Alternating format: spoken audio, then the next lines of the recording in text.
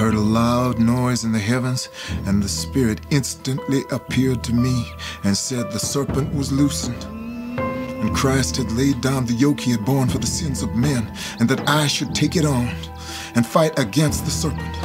For the time was fast approaching when the first should be last, and the last should be first. Revolutions have to be thorough. You spare the kids, they run off and warn your enemies. If you're gonna take that road, you'd better make up your mind to take it to the end. That is the horror of the thing. I mean, it's all well and good to say that these killings came out of rage. I don't doubt that to a certain extent they did, but the real horror is that even if they hadn't, they would have. Matters would have probably taken the same course.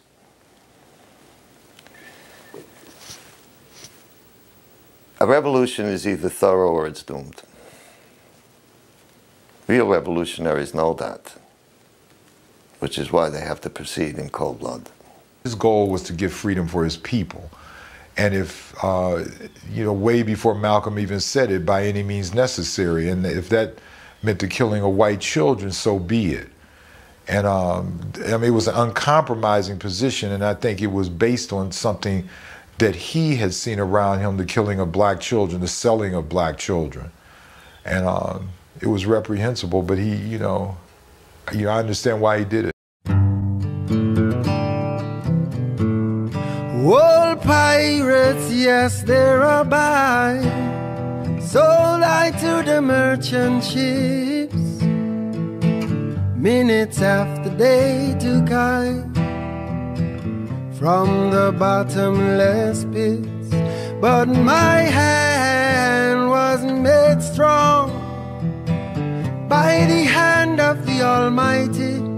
We forward in this generation triumphantly. Won't you help to sing these songs of freedom? 'Cause all I ever have, redemption songs, redemption songs. Emancipate yourself from mental slavery. None but ourselves can free our minds. Have no fear for atomic energy, 'cause none of them can stop the time. How long shall they kill our prophets? Well, we stand aside and look. Some say it's just a part of it. We've got to fulfill the book. Won't you help to sing another song of freedom? 'Cause all I ever have, redemption songs. Emancipate yourself from mental slavery. None but ourselves can free our minds. Oh, have no fear for atomic energy, 'cause none of them can stop the time. Won't you help to sing another song of freedom? 'Cause all I ever have, redemption songs, songs of freedom, redemption songs.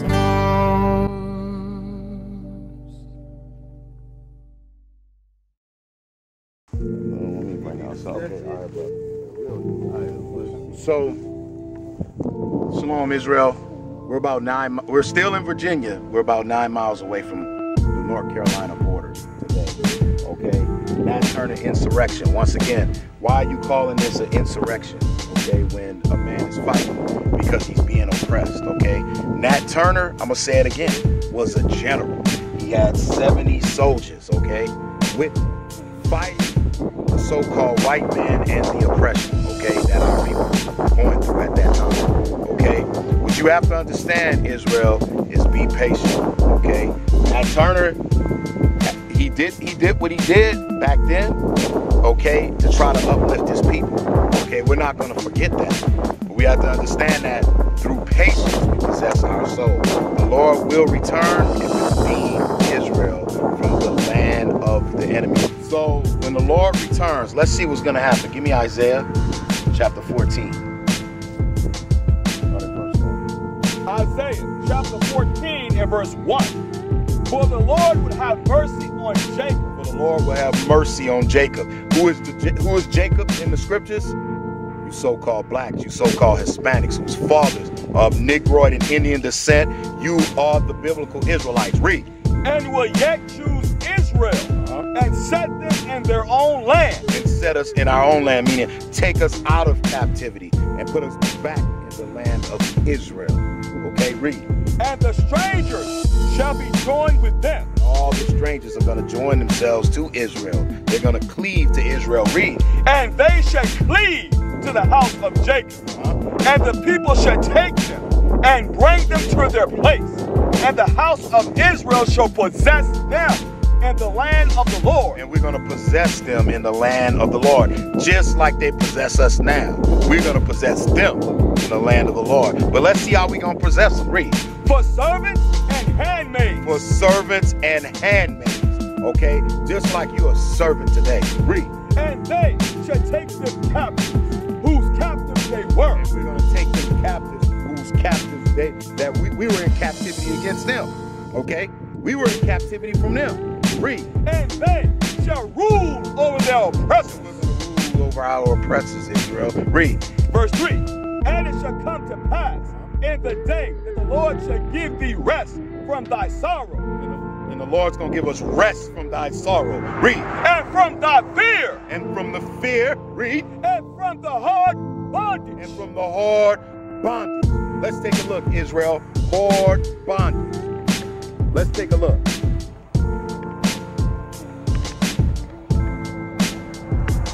Hard bondage. Okay? And from thy fear and from the hard bondage, read, wherein thou wast made to serve. So be patient, Israel. The Lord will give us rest.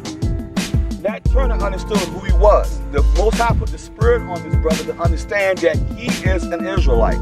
Okay? And how should we take this truth? How should we strive for this truth?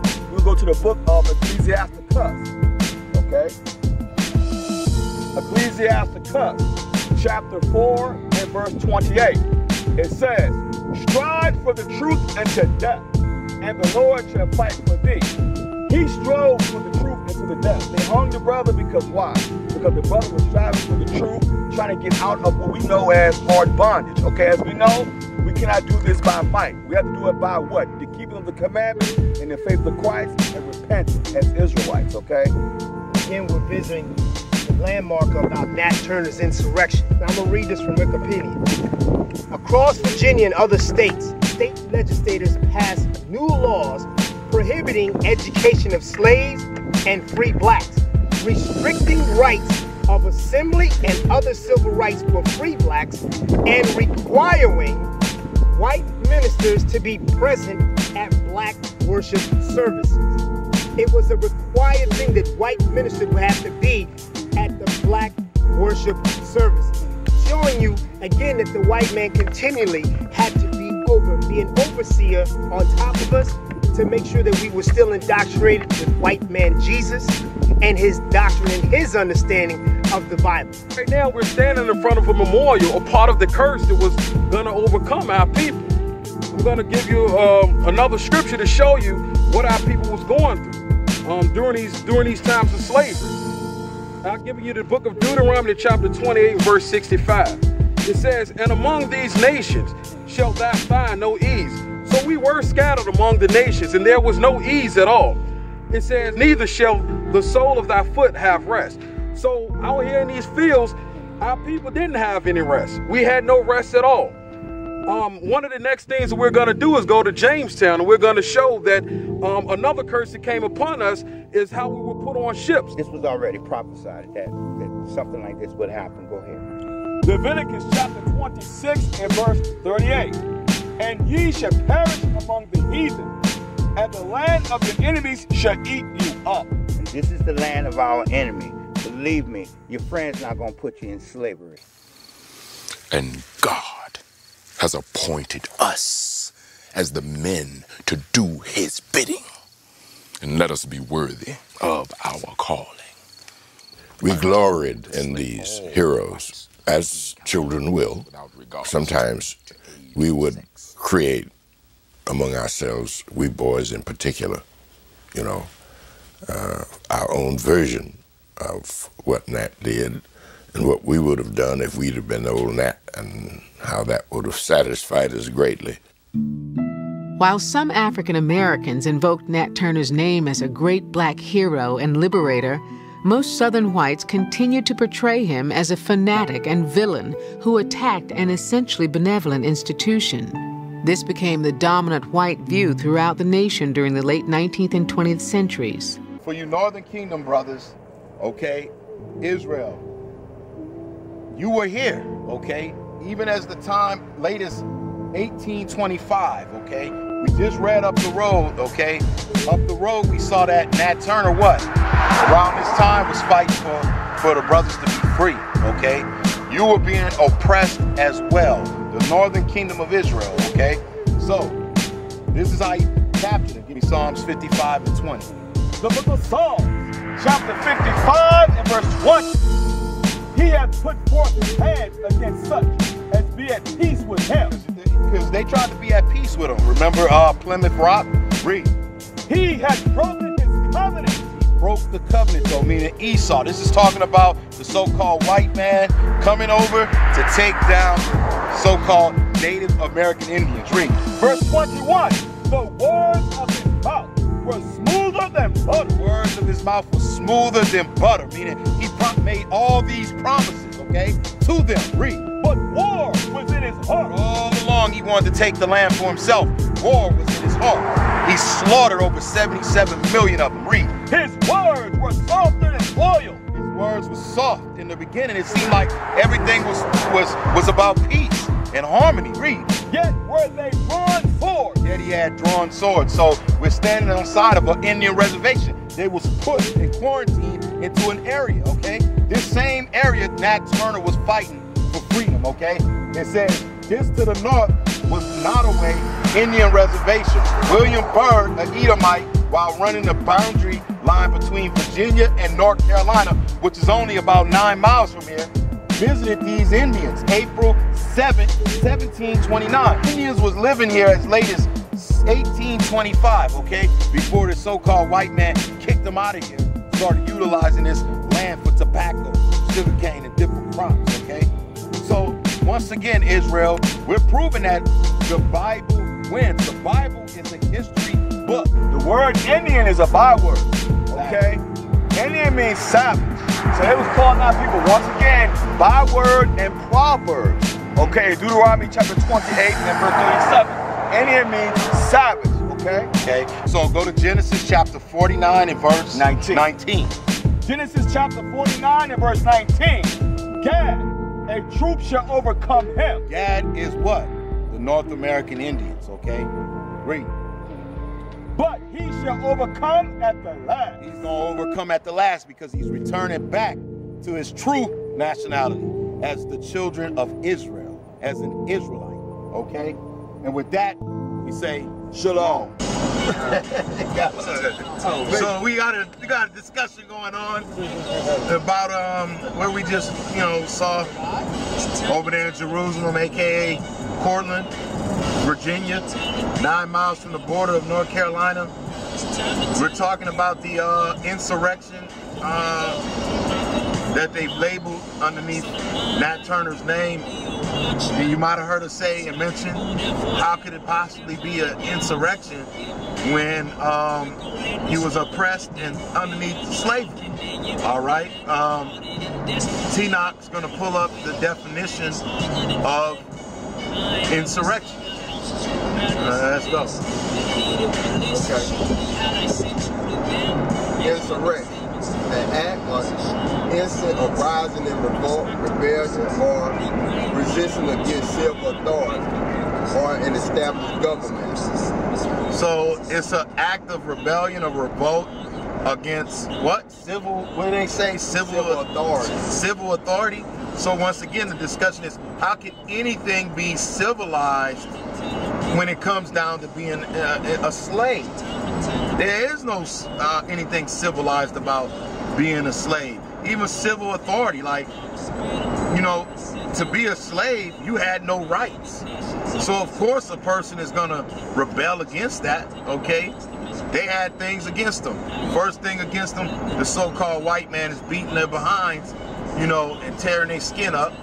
Number two, the bugs that's out there in the fields tearing their behinds up. Number three, okay, the heat tearing their behind up. So you had all these elements against us, which of course is going back to the curses in Deuteronomy chapter 28, verses 15 through 68, of course. So how can anything be civilized about that situation? Because people have to understand that they have documents that say that we were 3/5 human. So in other words, what they're basically saying is we were just worse than livestock. So therefore, when something's done to them, we are looked at as uncivilized. You know, when they do it to us, it's justified.